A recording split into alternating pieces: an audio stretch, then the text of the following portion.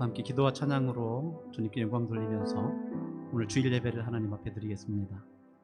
주여, 내가 만민 중에서 주께 감사하오며 문 나라 중에서 주를 찬송하리이다. 무릇 주의 인자는 커서 하늘에 미치고 주의 진리는 궁창에 일어나이다. 하나님이여, 주는 하늘 위에 높이 들리시며 주의 영광이 온 세계 위에 높아지기를 원하나이다. 우리의 전부이신 하나님 아버지, 이 시간 저희가 예배할 수 있도록 해주셔서 감사드립니다. 우리 각자 있는 처소에서 전심으로 주님을 바라며 경배드리오니 이 시간 임재하시고 주님 영광 받아 주시옵소서. 예수님의 이름으로 기도드립니다. 아멘.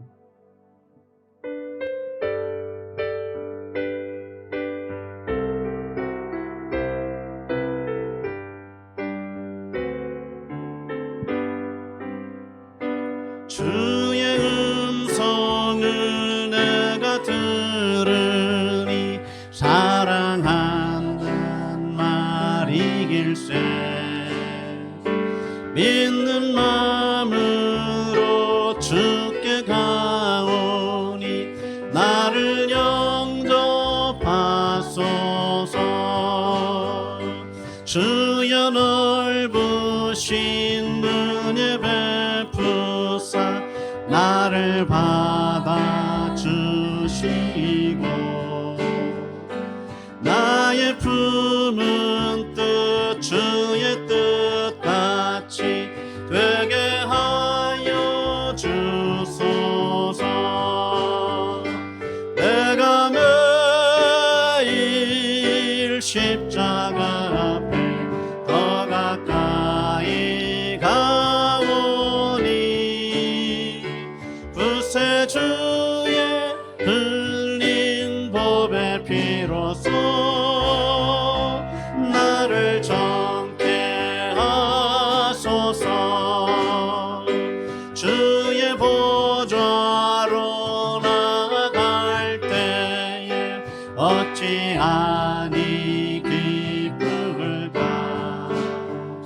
주의 얼굴을 항상 배우니 더욱 친근합니다.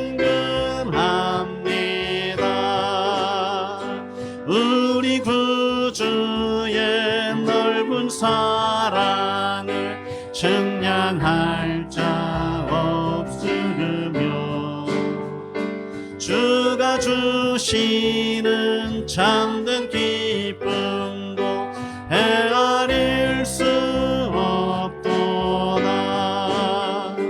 내가 매일 십자가 앞에 더 가까이 가오니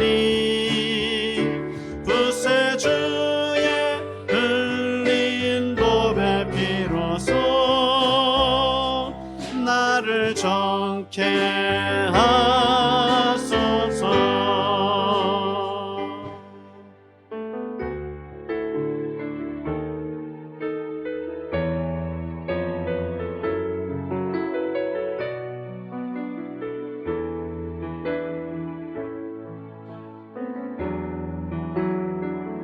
나의 영혼이 잠잠히 하나님만 바라며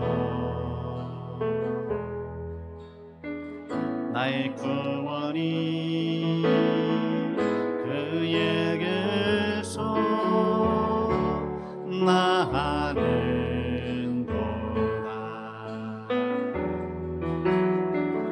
나의 영혼아 잠잠히 하나님만 바라라. 나의 소망이 주에게서 나는도다.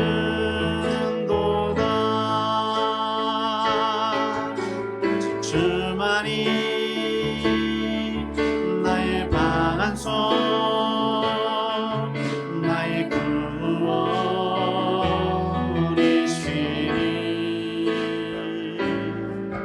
오직 주만이 나의 삶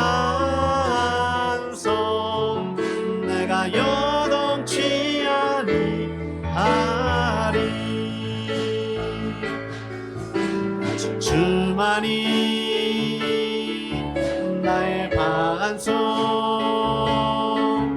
나의 구원이시니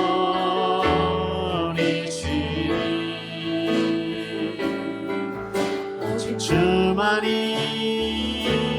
나의 산성, 내가 여동치 아니하리, 내가 여동치 아니하리. 하나님 사랑의 눈으로 너를 어느 때나 바라보시고, 하나님 인자한 귀로서 언제나 너에게 기울이시니 어두움에 밝은 빛을 비춰주시고 너의 작은 신음에도 응답하시니 너는 어느 곳에 있든지 주를 향하고 주만 바라볼지라.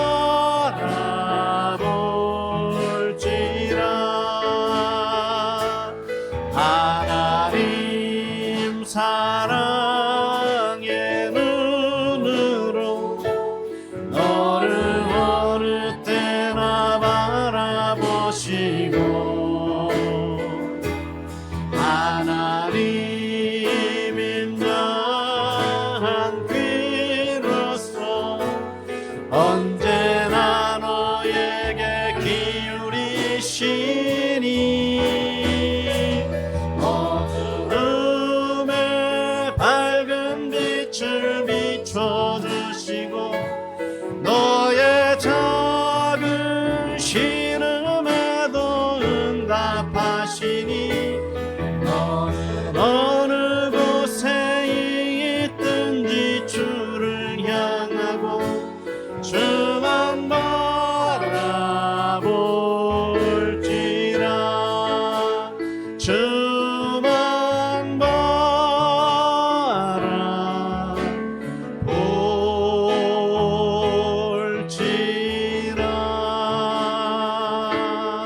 이 시간의 기도 우리 하나님 앞에 간절히 올려드리면서 이 예배를 받으시기를 원하며 기도하며 나아가겠습니다. 목사님을 위해 기도하겠습니다. 하나님 아버지 은혜를 감사합니다. 우리 하나님의 선하고 자비하시고 인자하시고 우리 하늘에 인자가 미치는 우리 하나님의 놀라운 은혜, 주의 진리가 미치는 그 놀라운 이 세계를 감사를 드립니다. 오늘 시간에 드린 예배를 받으시고 주의 종 세우신 목사님을 통해 주는 말씀들로 제 심령과 제 온 교회를 우리 한 가득 충만하게 채워주시옵소서. 또 주여 주님의 날개 그늘 아래 거하는 이 시간 되게 하여 주시옵소서. 하나님 아버지 주님께 귀한 은혜의 영광을 올려드립니다.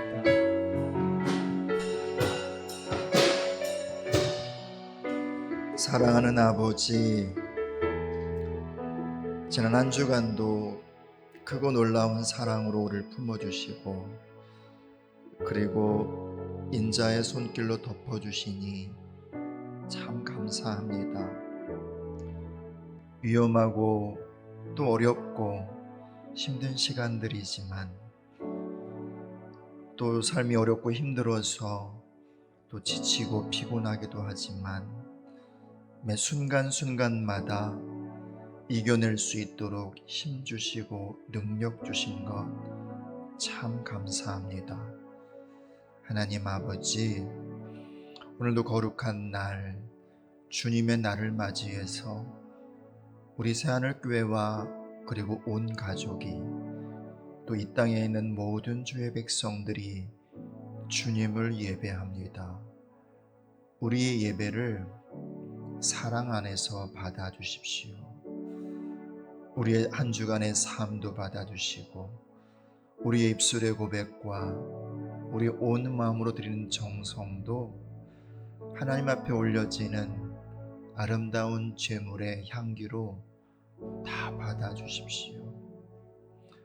하나님, 오늘 이 시간 하나님의 넓은 팔을 펴셔서 우리 가정을 덮어주시고 우리 새하늘교회를 덮어주시며 이 땅, 이 백성, 이 나라와 민족을 덮어주시고 열방에 고통하는 수많은 영혼들을 덮어주십시오.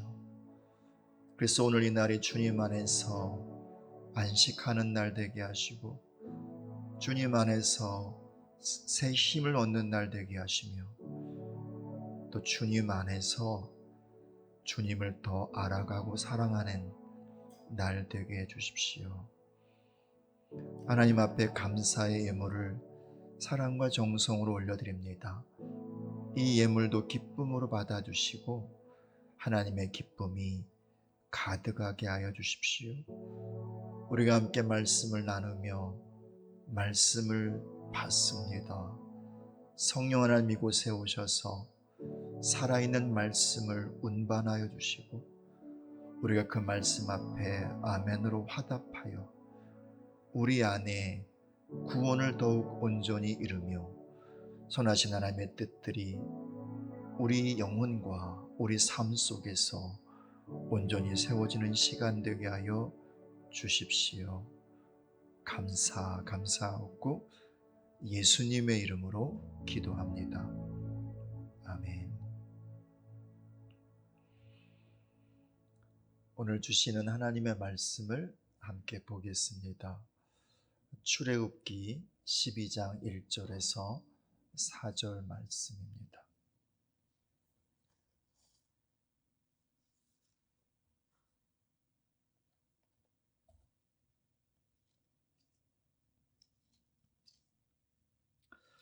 하나님의 말씀을 저와 여러분이 한 절씩 나누어서 읽겠습니다.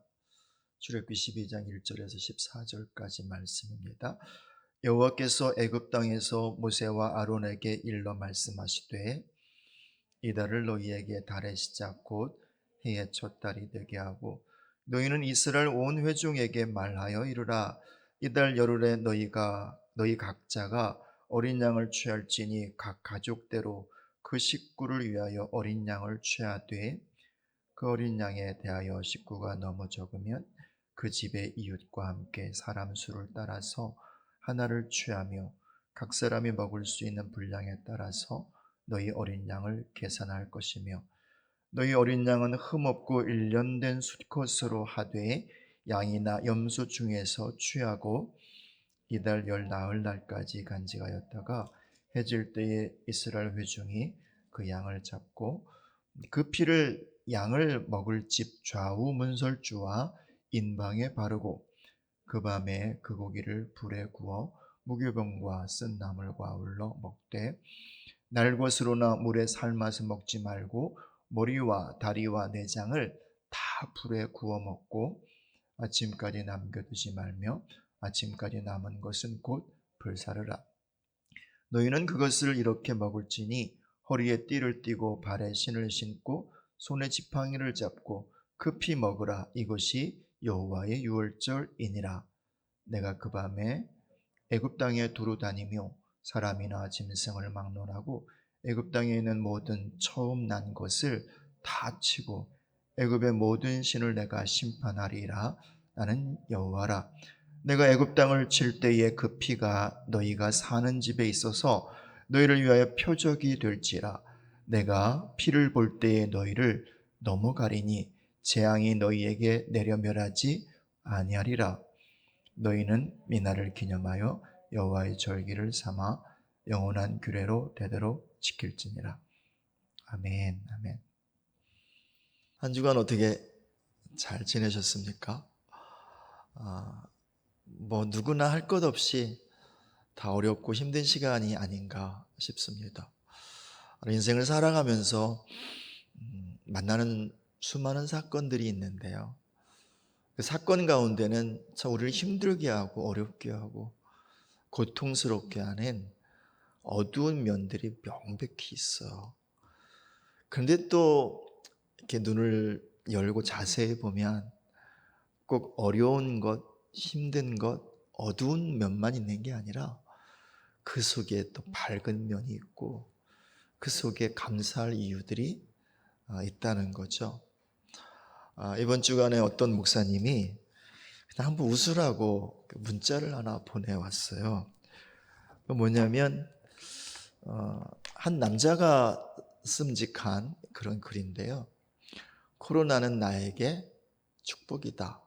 그런 내용입니다. 내용을 소개하면 이런 내용이에요. 일단 와이프가 어디 여행 가고 싶어 하지 않아. 돈 쓸 일이 없어 축복이다. 와이프는 감염될까봐 쇼핑몰도 외식도 극장도 가지 않아. 절약이라 축복이다. 가장 좋은 것은 와이프가 하루 종일 입에 마스크를 덮고 있어 말을 하지 않는다는 것이 가장 큰 축복이다. 그냥 웃자고 하는 일이죠. 그럼에도 불구하고 동시에 우리에게 전해주는 메시지는 뭐냐면 이렇게 어렵고 힘든 시간이지만 감사할 것들도 있다는 거죠. 그래서 우리가 감사의 이유를 한번 찾아보고 할 수만 있으면 두려워하고 또 힘들어하고 또 염려하고 이런 삶이 아니라 감사하면서 기뻐하면서 하루하루를 그렇게 잘 살아보자. 이런 어떤 의도, 이런 메시지가 담겨 있는 글 같습니다. 오늘 본문의 말씀인 출애굽기 12장 안에 또 보면 어두운 면이 있고 밝은 면이 있어요. 오늘 본문의 말씀은 한날 밤에 있었던 어떤 사건의 이야기입니다. 그날 밤까지 이스라엘 백성들은 정말 어둠의 삶을 살아왔어요. 근데 그날 밤에 그들에게 빛이 납니다. 소망이 임합니다. 그래서 오늘 함께 이날 밤에 있었던 어둠의 이야기들과 빛의 이야기들을 함께 나누어 보겠습니다. 어두운 면이 무엇인가요? 그들의 삶이 너무 고달팠다는 거예요. 노예의 삶이 너무 아팠다는 거예요. 원래 그들은 자유자로 이 애굽 땅에 들어왔습니다. 요셉이 가장 먼저 들어왔고요. 요셉이 애굽에서 총리 대신이 된 이후에는 그의 아버지 야곱과 그리고 그의 가족 70명이 430년 전쯤에 들어왔습니다. 그동안 살아오면서 큰 민족이 됐어요. 200만이 넘으니 놀라운 번성의 축복이 그들 가운데 있었던 거죠. 그런데 그 애굽의 왕 바로가 가만히 보니까 이게 숫자가 많아지다 보니 점점 힘이 세워지는 것 같은 거예요. 그러니까 위협으로 다가옵니다. 그래서 생각을 바꿉니다. 가장 먼저 바로 왕이 한 일은 뭐냐면 갓 태어난 남자아이를 다 죽이는 것입니다. 궁극적으로 씨를 말리겠다는 거죠. 없애버리겠다는 거죠. 그것도 모자라서 그 애굽 땅에 있는 모든 이스라엘 백성들을 노예로 만들어 버립니다. 매일매일 그렇게 노예의 삶을 살며 고통하고 아파하는 삶으로 그들을 묶어버리는 거죠. 애굽이라고 하는 이 단어가 미츠라임이라고 하는 단어인데요. 그 의미는 두 겹의 땅이라는 거예요. 마치 샌드위치처럼 두 겹이 이렇게 합쳐 있는 땅이 바로 애굽이라는 것입니다. 그리고 그 말 속에는 적어도 세 가지 의미가 있는데 첫 번째 의미는 뭐냐면 좁다, 협착하다 이런 말인 거죠. 두 겹의 땅이 있는데 그 땅이 뭐예요? 이렇게 마치 압박하는 것처럼 압력을 주는 땅이라는 거예요. 그 땅의 삶 자체가 고통이라는 거죠. 그 두 번째 의미는 뭐냐면 좁디 좁은 압력을 받으며 살아가는 삶의 내용 자체가 바로 슬픔이요 고통이라는 거죠. 세 번째 의미는 대적이라는 의미가 있습니다. 그래서 그 대적들에 의하여 지배받는, 대적들의 노예가 되어서 그 대적을 섬기는 그 삶은 마치 좁디 좁은 곳에 끼어 있는 삶과 같이 압력을 받는 삶이요, 슬프고 아프고 고통스러운 삶이라는 거죠. 그것이 바로 애굽, 미츠라임이라고 하는 말 속에 포함되어 있습니다. 이날 밤까지 이스라엘 백성들의 삶이 바로 미츠라임의 삶, 노예의 삶이었던 거죠. 그 애굽의 정점에는 누가 있느냐면 바로 왕이 있습니다. 엄밀히 말하면 이스라엘 백성뿐만 아니라 이 애굽에 살고 있는 모든 백성들이 다 바로의 종인 거죠. 왕정시대 때는 결국 왕 한 사람을 위하여 모든 사람이 종이 되고 섬기는 구조입니다. 뿐만 아니라 바로의 왕관에 보면, 바로가 뒤집어 쓰고 있는 이 머리에 보면 가장 잘 보이는 위쪽 전면에 코브라가 있습니다. 뱀이 있는 거예요. 그것도 막 잡아먹을 듯한 기세로 입을 쫙 벌리고 있는 코브라가 있는 거예요. 고대 근동에서 뱀은 지혜의 신입니다. 실제로 성경에서 창세기 3장에 나오는 뱀, 나하쉬, 그 단어 자체가 지혜라는 의미예요. 뱀은 곧 무엇을 상징합니까? 사단을 상징하는 거죠. 그래서 이집트 당시에도요, 피라밋을 쌓는데 피라밋의 정점에 무엇이 있느냐면 이 땅을 창조한 창조자의 지혜가 있다고 믿었어요. 그래서 온 세계를 다스리고 통치하는 자가 누구냐면 그 지혜자라고 생각을 했던 거죠. 근데 문제는 뭐냐면 그 지혜자가 하나님이신데, 야훼 여호와 하나님이신데, 하나님이 아니라 세상은, 애굽은, 그들은 뱀, 사단이라고 믿었던 거죠. 그래서 사단에 의해 주어지는 그 지혜로 세상을 통치하고, 그리고 그 통치를 받는 곳이 바로 애굽이고요. 그리고 그 지배 아래 고통하는 이들이 바로 이스라엘 사람, 하나님의 백성이었다는 거죠. 이게 하나님의 백성들의 눈물이었던 거예요. 그날 밤까지 있었던 어둠이었단 말입니다. 우리는 지금 코로나 바이러스로 인해서 참 어려운 시간을 살아가고 있습니다. 평상시에 일상적이었던 것이 전혀 일상적이지 않은 아주 특별한 그런 상황 속에서 우리는 지금의 시간을 살아가고 있습니다. 지금 삶의 내용 자체와 모양 자체가 그냥 어둠인 거예요. 힘든 거예요. 사실 이것보다 훨씬 더 큰 어두움이 드리워져 있습니다. 이것으로 인해서 우리 가운데 있는 가장 일반적인 마음과 감정의 내용이 뭐냐면 두려움이라고 하는 것입니다.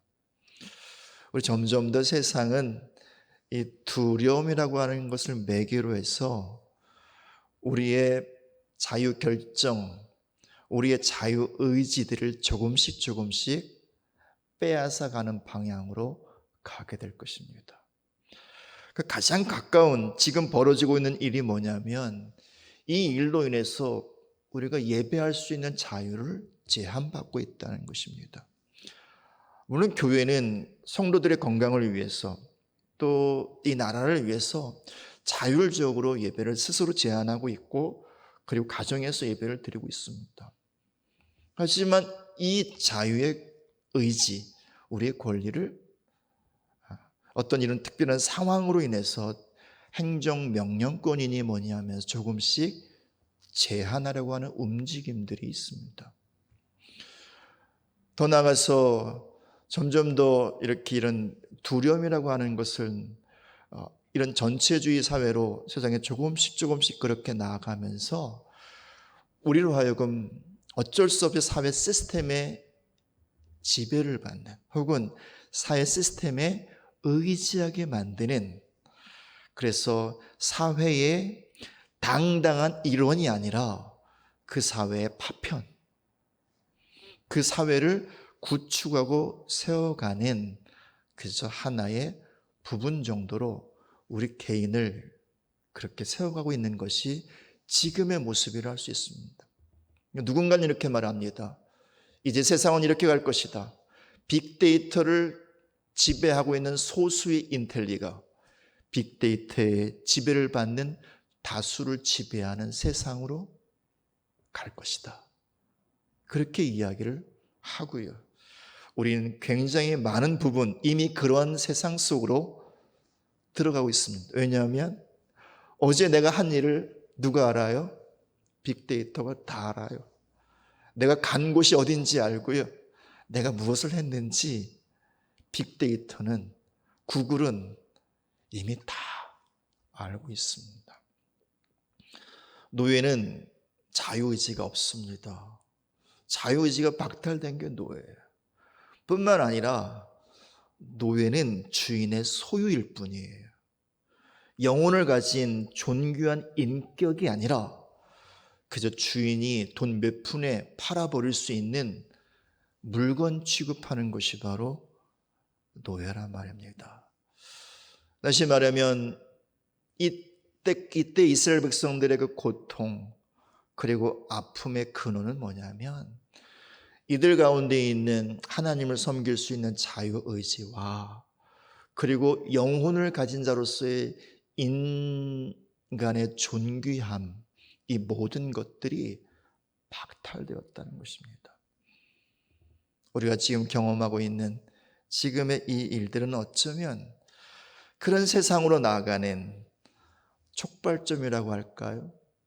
아니면 시작점이라고 할까요? 그래서 어쩌면 지금 우리가 지금 알고 있는 것보다 사실은 훨씬 더 큰 어두움이 이렇게 들이고 있는 때라고 말할 수 있습니다. 배후에는 누가 있어요? 하나님은 절대로 이렇게 나라를 만들지 않았어요. 하나님은 절대로 그렇게 사람들을 노예로 만드시는 분이 아니란 말입니다. 바로의 머리에 나하시, 뱀이 있는 것처럼 결국 그렇게 이 세상의 이 주관자, 이 세상의 통치자인 사단이 그렇게 우리가 살고 있는 이 세상을 그렇게 만들어가고 있는 것이죠. 이것이 바로 지금 이 밤의 시간 우리가 경험하고 있는 어두움일 수 있습니다. 하지만 이날 밤은 꼭 어두움만 있는 밤은 아닌 거예요. 왜냐하면 하나님이 임하신 날이니까요. 왜냐하면 빛이신 하나님께서 영광으로 역사하시는 그런 때이니까요. 그래서 그 어둠으로 가득한 아주 진득진득한 어둠이 그렇게 끼어있는 그 시간 속에 빛의 본체이신 하나님께서 영광의 빛으로 그날 밤 임하십니다. 왜요? 그 애굽 가운데 있는 이스라엘 백성들을 구원하시려고요. 그들을 살려내시려고요. 그들을 건져내시려고요. 그래서 그날 밤에 임하죠. 하나님의 이 임재는 항상 두 가지의 측면이 있습니다. 하나는 구원이에요. 그러나 동시에 하나는 심판인 거죠. 하나님의 백성들을 향해서 하나님의 임재는 항상 구원입니다. 그러나 하나님을 대적하는 세상과 그리고 그 세력은 항상 심판인 거죠. 그날 밤 한 면에서는 하나님의 심판이 임하고 그리고 한 면에서는 하나님의 구원이 임하는 거죠. 말씀을 보세요.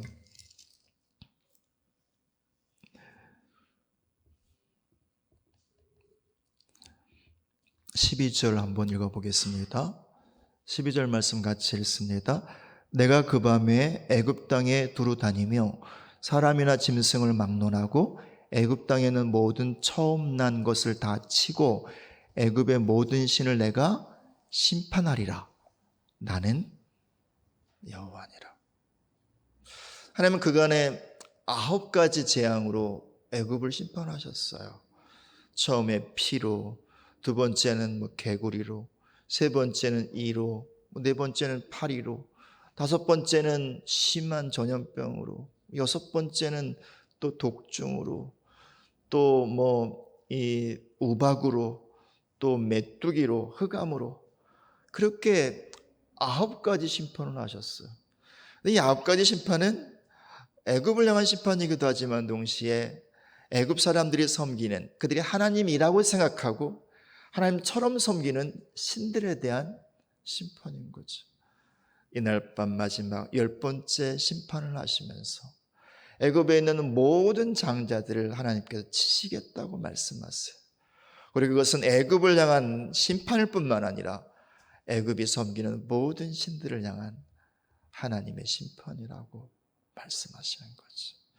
그래서 진정한 하나님이 누구인지, 진정한 왕이 누구신지, 진정한 주가 누구신지 하나님께서 나타내시겠다라고 하는 것입니다. 그렇게 심판하시면서 이제 그동안 노예의 삶 가운데 탄식하고 아파하고 울부짖던 당신의 백성, 당신의 사랑하는 자녀들을 그날 밤에 건져내시지, 구원하시지. 그래서 하나님께서 심판의 주님으로 임하실 때 이스라엘 백성들, 그들의 집은 넘어가세요. 그래서 유월한다, 넘어간다, 그날 밤을 여호와의 유월절이라고 하는 것입니다. 그리고 하나님께서 이스라엘 백성들을 구원하시는 그 시간, 그 현장 가운데 한편으로는 심판하시지만 한편으로는 건져내시는 그 역사의 현장 가운데서 하나님은 이스라엘 백성들에게 3가지를 말씀하세요. 3가지를 도전하신다 말입니다. 제가 믿기로는 지금이 바로 그런 때라고 믿어요. 예, 하나님이 이 땅 가운데 오시는 때라고 믿어요. 그래서 부분적으로는 심판이겠죠.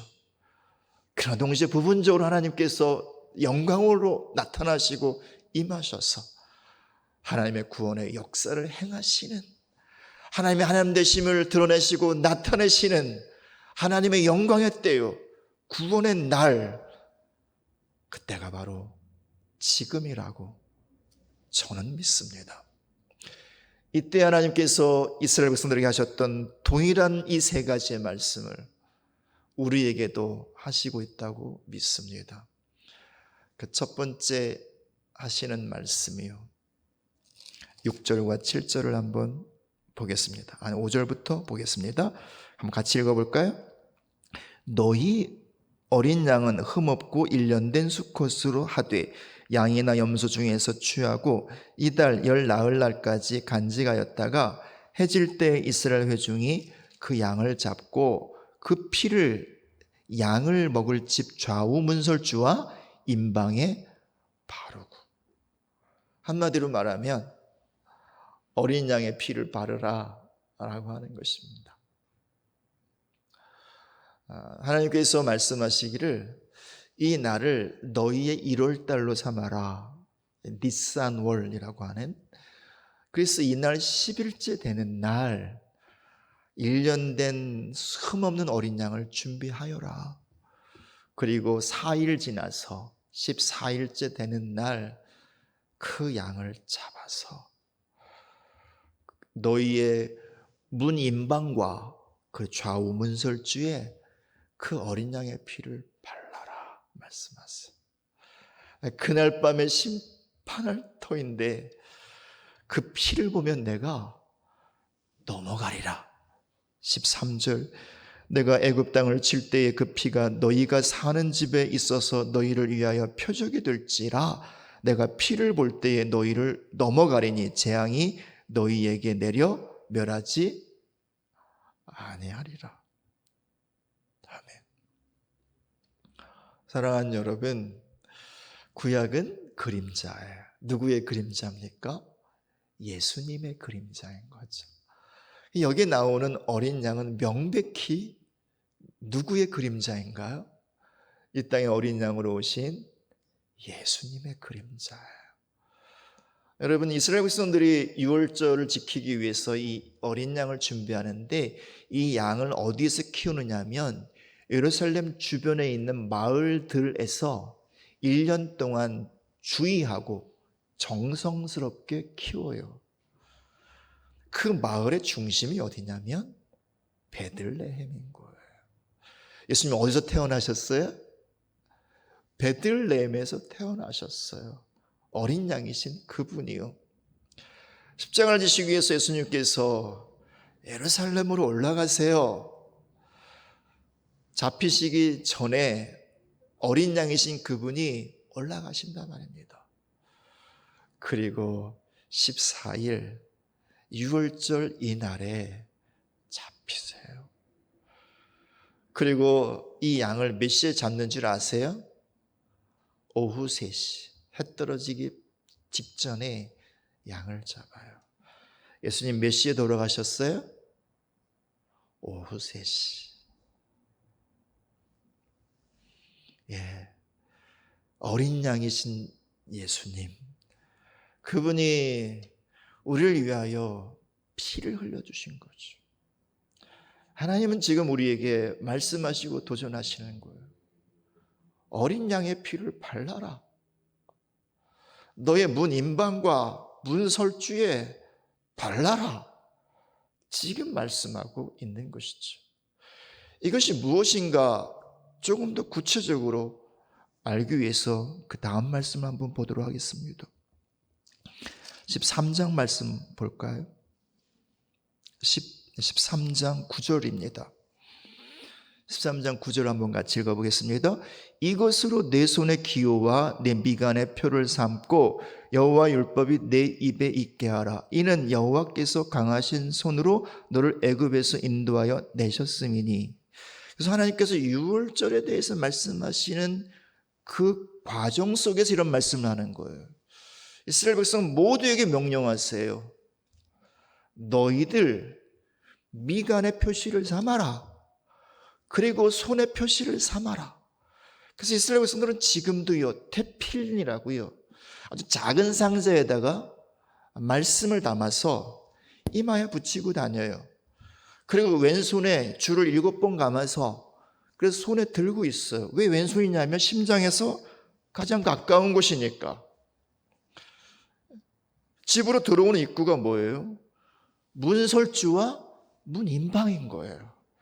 하나님께서는 그 집에 있는 그 피를 보고, 아, 이 집이 내 사랑하는 자녀들의 집이구나, 내 백성들의 집이구나, 이걸 보신다는 거예요. 근데 여러분, 우리 개인에게 있어서 문임방이 뭔가요? 이마인 거예요, 이마. 문설주가 뭔가요? 손이라 말입니다. 손은 뭐예요? 우리 삶의 행위를 나타내는 거잖아요. 이 눈과 눈 사이의 미간, 이건 뭘 말하는 거야? 우리 보는 걸 말하는 거죠. 뿐만 아니라 머리를 이렇게 대표하고 있는 거잖아요.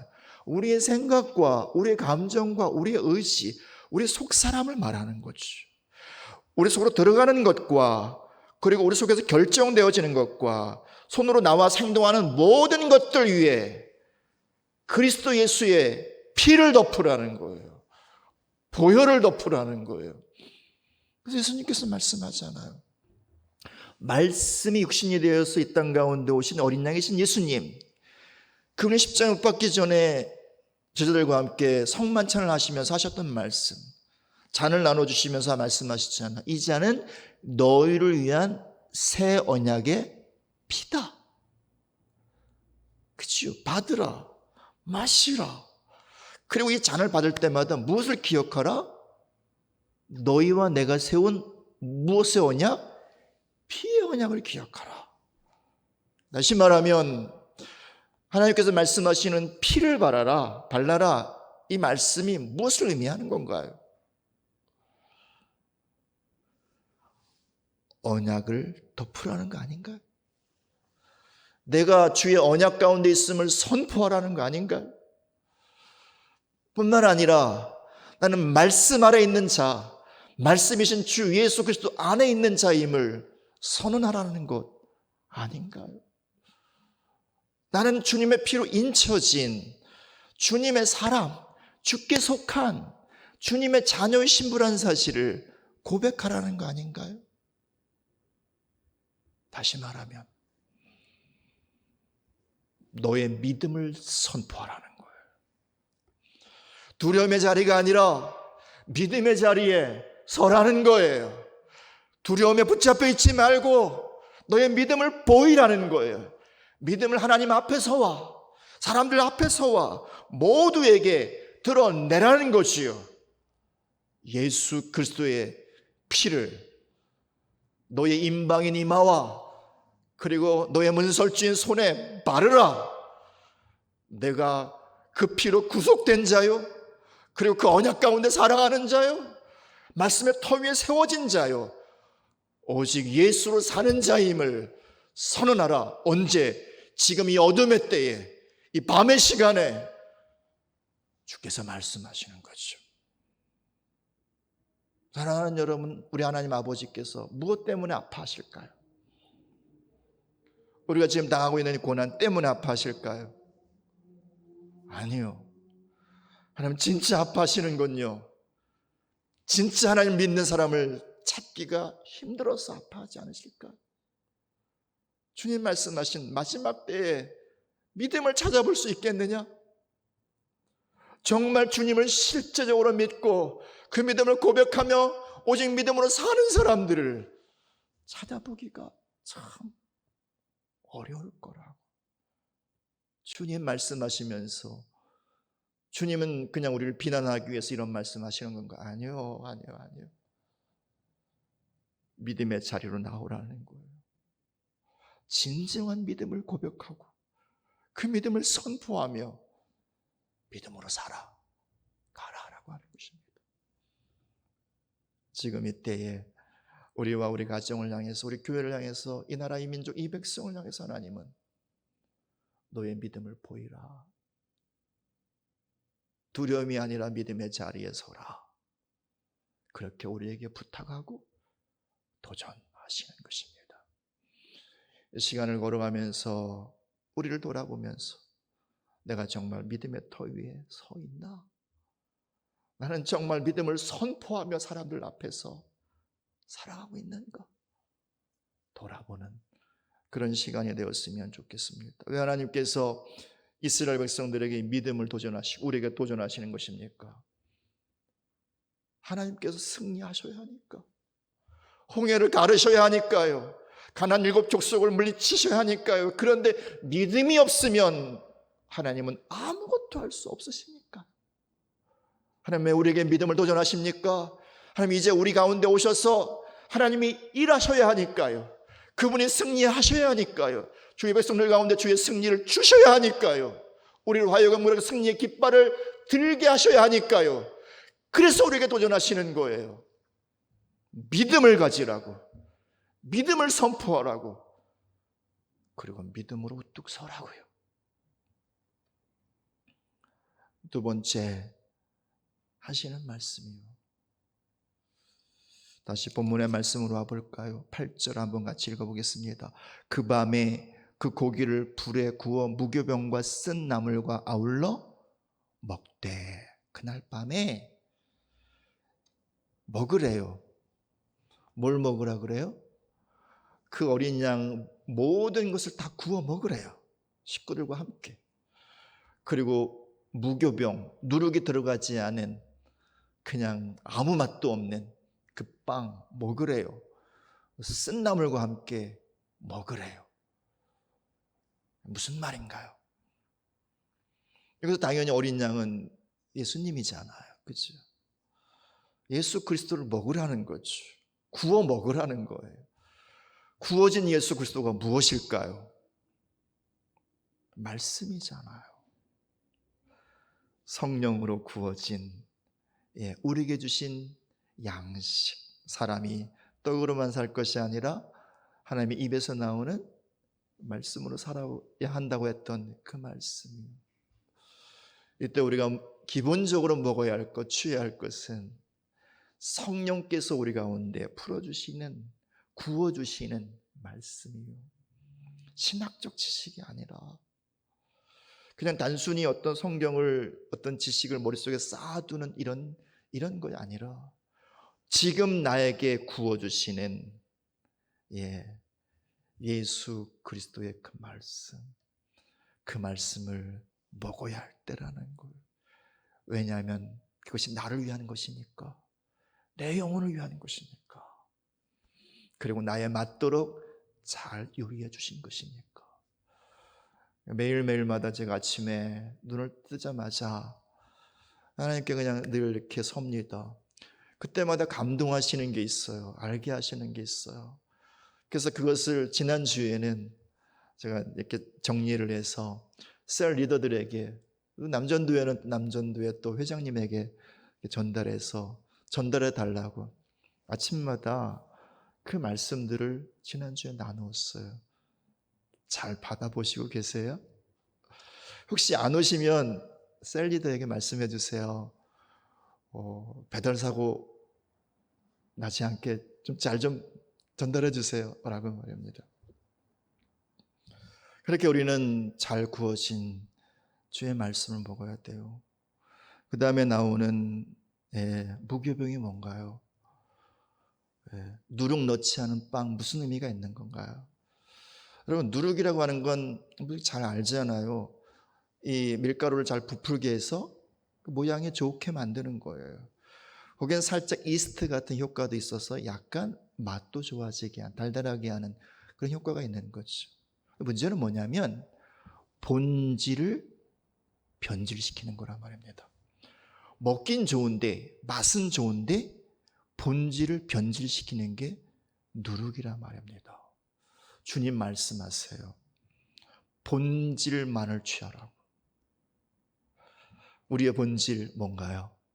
예수 그리스도와 그분의 복음인 거예요. 근데 어느새 우리가 예수님만을 취하진 않아요. 그의 복음만을 따르진 않아요. 살다 보니까 그게 별로 맛이 없어 보이거든요. 세상에 맛있는 게 많아 보이거든요. 다른 사람들에게 더 매력적인 게 많아 보이거든요. 그래서 조금씩 내 안에 예수 그리스도와 그분의 복음과 자꾸 섞어요. 세상의 것들을 섞고요, 내 생각을 섞어요. 그래서 예수 그리스도가 내 안에서 자꾸 변질이 돼요. 복음이 변질이 된단 말입니다. 교회에서도 마찬가지예요. 말씀은 그냥 예수 그리스도와 그분의 복음을 있는 그대로 전해야죠.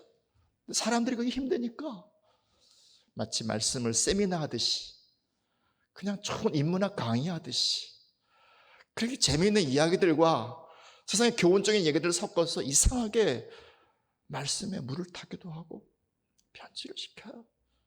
사람들이 그걸 원하니까 또 그걸 사람들은 좋아라 하고요. 또 교회 안에 또 이러저러한 주님이 아닌 다른 사람들이 주님의 자리를 차지하기도 하고, 주님의 말씀과 주의 방법이 아닌 세상적인 방법과 인간적인 방식들이 교회 안에 여기저기 들어차게 되고 누룩이 많단 말입니다. 다시 말하면 거룩을 잃어버렸다는 거예요. 혼잡되어 있다는 거예요. 변질되어 있다는 거예요. 주님은 말씀하세요. 이 유월절을 어떻게 지키라 하냐면, 가장 먼저 내가 할 일이 있다. 집에 있는 누룩을 다 제거해라. 어디에 있든 다 내다 버려라. 불태워 버려라. 말씀하는 거죠. 오직 무교병 빵만 먹어라. 하나님 지금 우리에게 이 사실을 도전하시고 부탁하시고 요청해 오시는 것. 거기 너희 안에 섞여 있는 게 없냐? 혼잡되어 있는 게 없냐? 그냥 주님과 주의 말씀과 그 복음을 따라가는 건 사실 재미도 없고, 말씀 보는 것도 재미도 없고, 살아가는 것도 재미도 없고, 세상에 다른 것들 조금씩 취하면 그냥 맛도 나고 그냥 좀 간도 되어 있는 음식처럼 먹기도 좋아서 그렇게 우리 영혼과 우리 마음 안에 끼어 있는 그런 누룩, 그거 없냐? 그걸 비추어 오시는 거죠. 교회 안에 이 예배 드릴 수 없는 이런 상황 속에서, 그러나 교회가 얼마나 소중한 걸 우리가 다시 한번 깨달은 이 상황 속에서 주님은 말씀하는 거죠. 교회 안에 누룩이 없냐? 나는 나만 있기를 원하는데, 나의 복음만 있기를 원하는데 교회 안에 다른 것 있지 않냐? 한번 살펴봐. 구석구석 한번 살펴봐. 혹시라도 있다면 내다 버려. 있다면 다 불태워버려. 그렇게 말씀하는 거죠. 쓴나물을 먹으라고 그래요. 쓴나물은 또 무엇을 의미하나요? 그건 애굽의 고통스러운 삶을 기억하면서 다시는 돌아가지 말라는 거죠. 뿐만 아니라 너희 속에 쓴나물이 있지 않나 보라는 거예요. 무슨 말인가요? 나 때문에 누군가를 아프게 했었던 일이 없는가 보라는 거죠. 여러분, 주님과 주의 복음은요, 사랑이에요. 사랑이 아니면 아무리 오라도 옳은 게 아니잖아요. 그렇잖아요. 우리가 삶을 살아가면서 참 많은 시간 동안 나의 옳음을 가지고 말하고 행동할 때가 참 많아요. 근데 그 근거를 보면 사랑이 아닐 때가 많아요. 그냥 내 옳음일 때가 너무 많아요. 그 내 옳음을 말할 때 무슨 결과가 벌어지나요? 남들이 아파요. 내가 쓴 나무를 먹이는 것 같이 다른 사람의 영혼이 고통을 입는단 말입니다. 그래서 주님은 말씀하는 거예요. 너희 안에 쓴 나물이 혹시라도 있지 않나 살펴보라. 네가 지금까지 잘한다고 생각했고 옳다고 그렇게 말했던 많은 것들 때문에 누군가는 아파하고 누군가는 고통하고 누군가는 그렇게 영혼이 무너질 수 있었는데 혹여라도 너희 안에 쓴 나물이 있는가 보라는 거예요. 하나님은 이 밤의 시간 우리에게 거룩을 요구하시는 거예요. 너희는 거룩하라. 나 여호와가 거룩함이니라. 왜 이 사실을 요구하시나요? 하나님이 영광으로 오셔야 하니까요. 모세의 성막 가운데 영광으로 오셔야 하니까요. 그들과 함께 사셔야 하니까요. 그들에게 거룩을 요구하시는 거죠. 하나님은 지금 왜 우리 교회에게 거룩을 요구하시나요?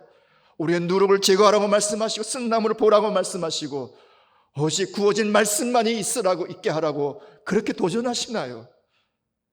그분이 우리 교회에 오셔야 하니까요. 우리의 영혼과 우리의 존재 안에 영광의 주로 오셔야 하니까요. 그래서 우리를 처소 삼으시고 교회를 당신의 성전 삼으셔야 하니까요. 그분과 우리가 하나 되어야 하니까요.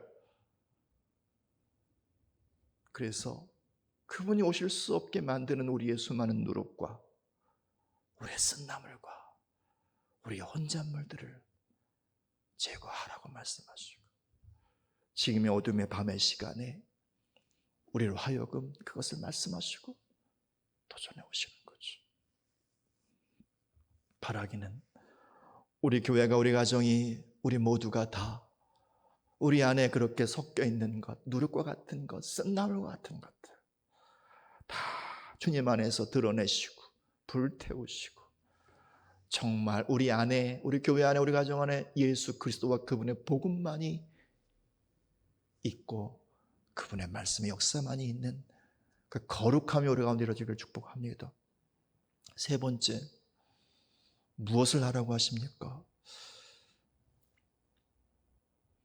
11절 한번 같이 읽어보겠습니다. 너희는 그것을 이렇게 먹을지니 허리에 띠를 띠고 발에 신을 신고 손에 지팡이를 잡고 급히 먹으라. 이것이 여호와의 유월절이니라. 하나님 마지막으로 하시는 말씀이 뭐냐면 급히 먹으래요. 어떤 자세로 먹으래요? 허리에 띠를 띠고, 그렇죠? 그리고 신발을 신고 손에 지팡이를 들고 떠날 준비를 하고 출발! 주께서 명령하시면 언제라도 출발할 수 있도록 급하게 먹으래요. 이 말은 건 무엇을 전제하나요? 급히 애굽을 떠나라는 거예요. 지체하지 말고 애굽을 떠나라는 거예요. 세상을 떠나라는 거예요. 바로 시스템, 애굽 시스템, 너희를 노예로 만들고 노예 고통 가운데 몰아넣는 세상을 급히 떠나라는 거예요. 오늘 우리에게 주님은 세 번째 이 사실을 도전해 오시고 말씀하는 거예요. 너희가 좋다고 생각했던 애굽, 세상, 행복할 거라고 기대했던 그곳에서 속히 나오라, 속히 떠나라. 그렇다고 여러분 직장을 그만두라는 얘기인가요? 가정에서 뭐 나오라는 얘기인가요? 아니잖아요. 주님 뭘 말씀하는 거예요? 지금까지 삶을 애굽의 시스템, 세상의 구조로 살아왔던 삶의 시스템에서 탈출하라는 거예요. 그 애굽의 구조 속에서 출애굽하라는 거예요.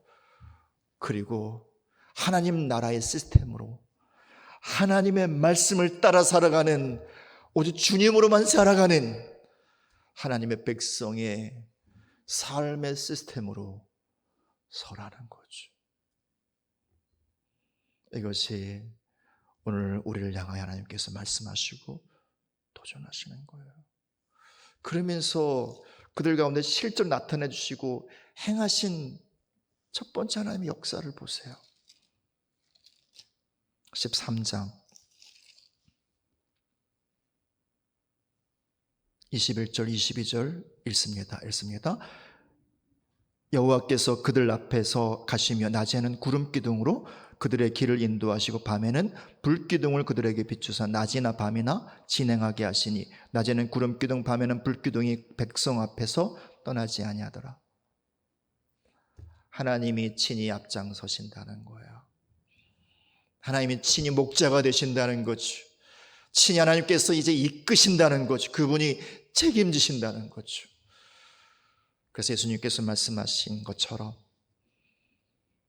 세리마태에게 고기를 잡고 있었던 베드로에게 말씀하신 것처럼 지금까지는 너는 세상의 시스템 가운데 살았지만 이제는 나를 따르라. 나를 너의 삶의 방식으로 삼아라.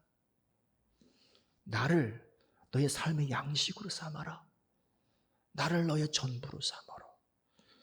내가 너 앞에서 행할 것인데, 그래서 나와 함께 그 길을 걸어가자. 사실은 함께 가자는 거죠. 사실은 함께 삶을 세워가자 하는 것입니다. 지금 이때 하나님께서는 우리 교회와 우리 가정거리 모두를 향해서 이렇게 초청하는 거예요. 내 사랑하는 나의 신부 새하늘교회야, 내 사랑하는 가정, 내 사랑하는 나의 신부 누구야, 이제는 거기서 나와서 나와 함께 걸어가자. 이제는 애굽에서 나와서, 세상에서 나와서 나를 너의 전부로 삼는, 내가 내 안에, 내가 내 안에, 그리고 내가 너의 삶을 함께 살아가는, 나와 아름다운 동행을 하는 거룩한 신부의 삶을 시작하자. 주께서 그렇게 초청하시는 것입니다. 말씀을 마무리하겠습니다. 우리가 살고 있는 이 어둠의 시간, 이 밤은 어쩌면 여호와의 밤일 수 있습니다. 어쩌면 여호와의 유월절일 수 있습니다. 우리는 지금 사순절을 지나고 있고요. 우리 유월절은 순환주간, 예수님 십자가에 못 박혀 돌아가신 성금요일과 그리고 또 부활절, 이게 다 유월절입니다. 우리가 지금 이 시간을 살아가고 있는데, 이 여호와의 유월절 이때에 주께서 우리에게 말씀하시는 세 가지 말씀: 믿음으로 서라, 거룩을 결정해라, 그리고 애굽에서 나와 함께 동행하자. 이 말씀 앞에 우리 모두가 다 함께 서시기를 축복합니다. 기도하겠습니다. 우리가 함께 같이 마음을 모두어서 우리 말씀을 기억하고 그 말씀을 그대로 하나님께 올려드리면서 기도했으면 좋겠습니다. 하나님, 이 어둠의 밤의 때 어두운 일만 있는 줄 알았는데, 힘든 일만 있는 줄 알았는데 밝은 면이 있었네요. 주님의 행하시는 주의 역사가 있었네요. 이제 내가 주께서 말씀한 것처럼 내 존재와 내 삶에 예수 그리스도의 피를 바르고 믿음으로 서겠습니다. 믿음을 선포하겠습니다. 그리고 내 안에 혼잣물들, 누룩들 혹은 쓴 나물들 다 제거하고 오직 예수 그리스도와 복음만이 내 안에 있도록 하겠습니다. 그 내가 세상 애굽으로부터, 세상의 시스템으로부터 나와 주를 따르는 거룩한 삶으로 이제 시작하겠습니다. 이 고백을 올려드립시다. 기도하겠습니다. 하나님 아버지 감사합니다. 우리에게 말씀하여 주시고 은혜 베풀어 주시고 역사하여 주시니 참 감사합니다. 아버지 하나님, 오늘 말씀처럼 우리가 이 어둠의 이 밤의 시간, 우리 어둠의 밤만을 보지 않게 하시고 우리 가운데 임하시는 영광의 주님을 보게 해주십시오. 우리에게 말씀하시는 주의 음성 앞에 반응하게 하십시오. 하나님 아버지, 우리가 일어나 믿음으로 서기를 결정합니다. 두려움의 자리에만 머물러 있지 않기를 결정합니다. 정말 주께서 함께 하신 믿음으로 바라보며 주의 영광을 바라보며 이제는 예수 그리스도의 보혈을 그렇게 내 존재와 내 삶에 바르는 믿음의 자리에 서겠습니다. 하나님 아버지, 내 안에 누룩이 있는지 보게 해주십시오. 우리 안에 쓴 나물이 있는지를 보게 하십시오. 누군가를 아프게 하고 내 영혼을 고통스럽게 했던 그 모든 혼잣물을 제거하게 하시고 거룩한 그릇으로 세워지게 해주십시오. 나아가서 하나님, 지금까지 내가 살아왔던 애굽의 시스템, 세상의 시스템, 세상의 많은 구조들로부터 뛰쳐나와 온전히 예수님만을 따르는 거룩한 제자의 삶, 주님과 신부된 거룩한 신부의 삶을 살 수 있도록 축복해 주시고 역사해 주십시오. 감사합니다. 우리 한 번 더 기도할 때 우리 가정, 우리 교회, 이 나라 민족을 위해서 기도합시다. 하나님, 그렇게 우리 가정이, 우리 교회가, 그리고 우리 민족 가운데 여호와의 유월절이 오게 하십시오. 여호와 하나님께서 우리 가운데 임하셔서 주의 구원을 나타내시고 주의 영광을 나타내십시오. 우리 가정, 우리 교회, 우리 이 나라 민족이 믿음을 결정하고 거룩을 결정하며 그리고 주를 따르는 그런 가정, 교회, 민족 되게 해주십시오. 기도하시겠습니다. 하나님 아버지 감사합니다. 우리 가정과 우리 새하늘교회와 이 나라 민족을 주님께 올려드립니다. 아버지, 어둠의 시간, 이 밤의 시간, 하나님 아버지, 우리 가정, 우리 교회가, 우리 민족이 단순히 아파만 하지 않게 하십시오. 주께서 행하시는 주님의 영광을 보게 하시고 주의 일하심을 보게 하여 주십시오. 그래서 하나님 아버지, 우리가 믿음의 자리에 우리 가정이 서게 하시고 우리 새하늘교회가 서게 하시며 이 나라와 민족이 서는 역사가 있게 하여 주십시오.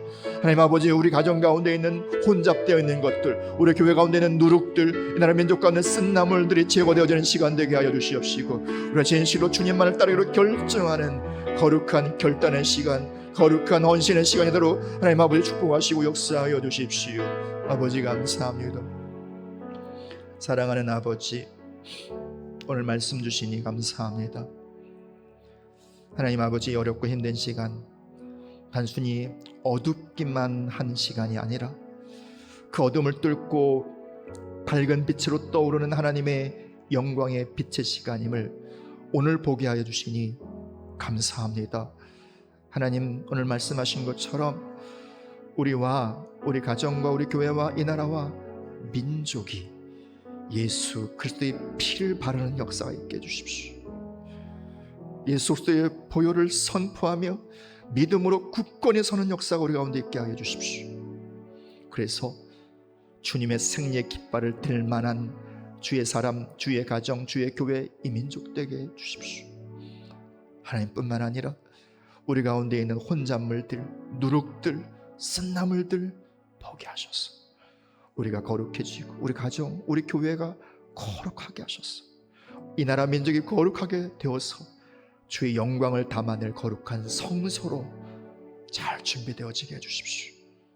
그리고 하나님, 하나님과 친밀한 사랑의 동행을 할 거룩한 주의 신부들로 그렇게 세상을 출발하는, 세상에 있는 많은 것들과 그렇게 더 이상 섞여 있지 않은 거룩한 주님만을 따르는 주의 신부의 결단이 우리의 것이 되게 해주십시오.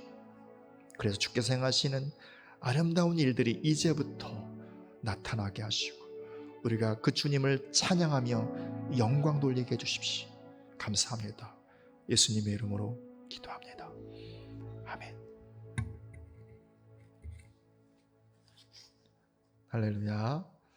네, 교회 소식을 잠깐 나누겠습니다.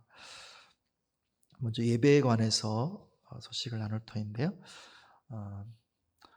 이번 주도 할 수만 있으면 교회에서 예배를 드렸으면 좋겠다는 마음이 컸는데 또 서울에서 또 큰일이 한번 터지고 그래서 장로님들과 함께 상의해서 가정에서 그렇게 또 예배를 드리게 되었습니다. 하루속히 교회에서 함께 예배 드릴 수 있도록 이 사태가 잘 종결되어지고 또 그렇게 함께 할 수 있는 시간이 빨리 오도록 기도해 주시면 감사하겠습니다. 지난주에는 금요심야를 이렇게 실시간으로 이렇게 유튜브를 통해서 드렸는데 잘 된 것 같아요. 많은 분들이 또 본방을 사수해 주시고 함께 예배 드렸다는 이야기를 또 들었습니다. 감사드리고요. 이번 주에도 여전히 금요심야 시간에 실시간으로 이렇게 유튜브로 함께 말씀 나누고 기도하는 시간을 갖겠습니다. 그리고 이제 수요 예배도요. 제가 잘 녹화를 해서 수요일 날 오후 7시 30분에 여러분 보실 수 있도록 홈페이지에 링크를 또 걸어 놓도록 하겠습니다. 그래서 이번 주부터는 수요일 날도 여러분 각 가정에서 예배를 할 수 있겠고요. 금요심야도 또 그렇게 함께 할 수 있을 것입니다. 함께 해주셔서 감사하고 또 함께 해주시기를 또 부탁을 드립니다. 계속해서 개인적으로 이렇게 주님 앞에 나가는 그 예배 열심을 포기하지 마시고 모이기 힘들수록 개인적으로 더 이렇게 열심을 가지고 주를 예배해 주시기를 부탁을 드립니다. 그래서 광고하는 것처럼 또 이번 달에 짜크 프레어 타임 우리가 여호와께로 돌아가자 매일 이렇게 하루에 3번 기도하기로 했는데 계속해서 그렇게 함께 동참해 주셔서 감사하고 또 함께 계속 그렇게 해주시기를 부탁을 드립니다. 지난주부터 이제 제가 아침에 이렇게 주신 감동들 간단하게 정리를 해서 또 이렇게 속으로 리더들에게 나눠드리고 또 전달을 해드리고 있는데 어떻게 잘 전달이 되고 있는지 모르겠습니다. 아침마다 그렇게 주시는 만나를 가지고 또 힘을 얻으시고 매일매일마다 또 잘 살아가시고 또 소그룹별로 또 기도 제목이 있으면 또 셀에서 선교회에서 서로 나눠주시고 함께 기도하면서 그렇게 매일매일을 또 잘 또 이겨나가고 또 그렇게 살아갔으면 좋겠습니다. 지난주까지는 그냥 가정의 성금을 하기로 했는데 이렇게 오랫동안 함께 예배하지 못하다 보니까 헌금에 좀 문제가 생길 것 같아서 이번 주에서부터는 교회의 그 헌금 계좌를 또 공지를 하겠습니다. 11조나 기타 여러 가지 어떤 헌금의 목록들이 있을 터인데 본인 이름 다음에 11조 혹은 감사헌금 이렇게 헌금의 그 이제 종류를 적으시면 또 이렇게 잘 구분을 해서 정리를 하도록 하겠습니다. 그래서 또 이렇게 함께 해주시면 감사하겠습니다. 함께 우리 보좌 앞에 모였네 찬양하면서 예배를 마무리하겠습니다.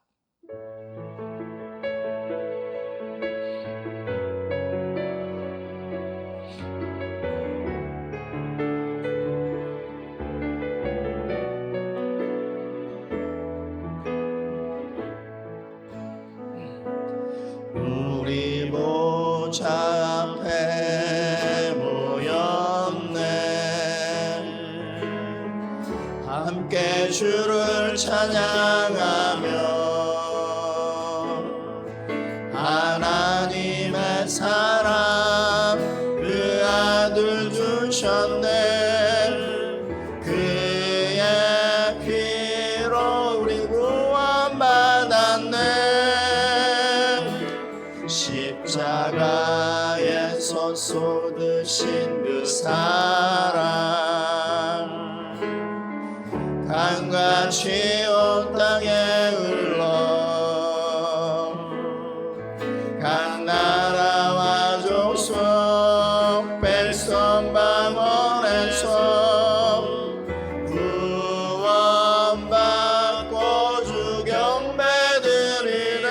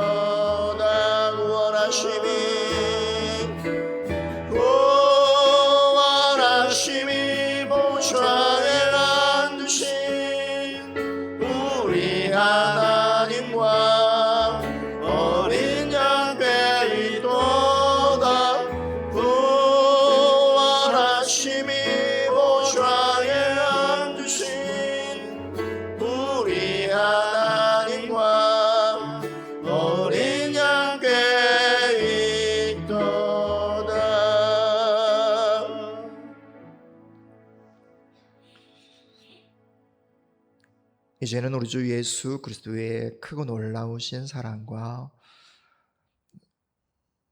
또 우리 아버지 하나님의 한없는 은혜와 성령 하나님의 날마다 동행해 주시고 기름 부어 주시고 손 붙잡아 주시는 그 역사가 오늘 이 어둠의 밤의 시간을 지나며 그저 어둠의 면만을 바라보고 두려움의 자리에 머물러 있지 않기로 결정하고 빛으로 임하시는 주님을 바라보며 주의 말씀 앞에 믿음으로 서며 거룩을 결정하며 그리고 주님과 친밀한 사랑의 동행을 결정하는 모든 주의 백성들 머리머리 위에와 저들의 가정, 자녀들, 기업 위에와 이 나라와 민족 위에 코로나 바이러스로 고통하는 또 많은 이들, 이를 위해서 애쓰고 수고하는 또 모든 또 의료진과 봉사하시는 분들, 그 모든 분들 위에 이 땅의 역사 위에 이제부터 영원히 함께 시간들을 축원합니다.